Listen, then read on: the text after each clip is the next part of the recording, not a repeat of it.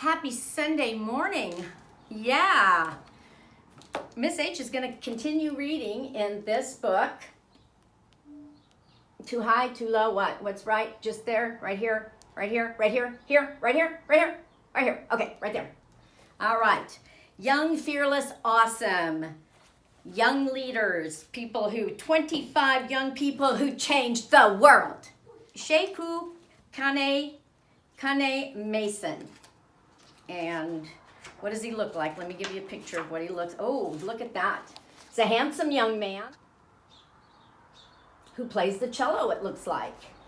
I would love to inspire more diversity in young people taking up classical music. It would be a really wonderful thing if I could be a role model in that way. Sheku Kanneh-Mason grew up in the English city of Nottingham. His parents aren't musicians, but there's definitely a musical gene in the family.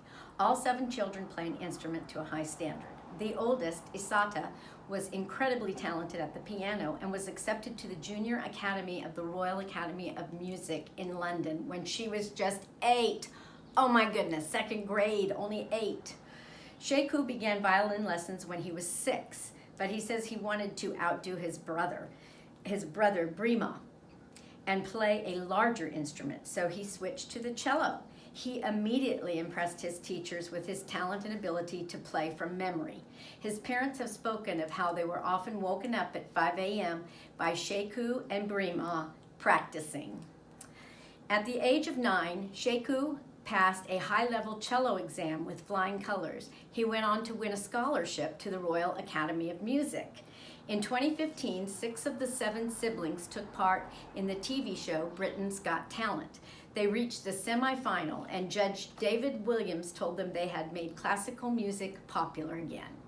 The following year, 17-year-old Sheku really caught the eye of the world when he won the BBC Young Musician of the Year award. In the final, he performed Shostakovich Cello Concerto No. 1 on a 400-year-old cello. His performance was described as electric. Sheku was the first Black person ever to win the award, which was hugely significant. Classical music is a cultural area where Black people are underrepresented. Sheku and several of his siblings play in the Shiniki Orchestra, the first orchestra in Europe made up of Black and minority students. By now, Sheku was in great demand as a performer, but he was also studying for exams in music, math, and physics in school. At the end of 2016, he signed a recording deal with Decca Classics. His first album, Inspiration, went to No. 1 on the UK classical album chart.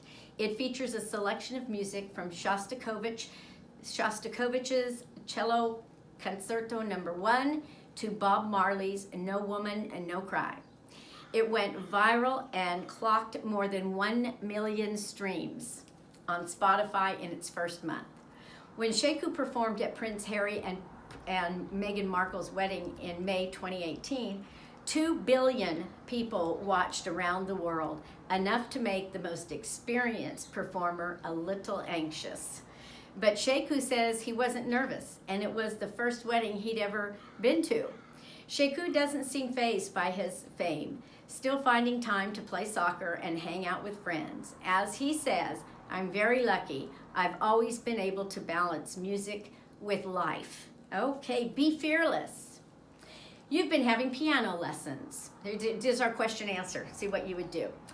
You've been having piano lessons for a few years now, but your heart really isn't in it. Really, you want to play the guitar. You don't want to tell your parents, though. All that money wasted on the wrong instrument. What might Sheku do? I think Sheku would find out. He already switched instruments, right? Remember that? He was on something else. Violin, and he went to the cello. So let's see. Sheku started with the violin, but he knew it wasn't his thing. He'd probably suggested asking his he'd probably suggest asking your parents if you can at least try a guitar lesson. Whatever happens, the piano lessons won't be a waste of time.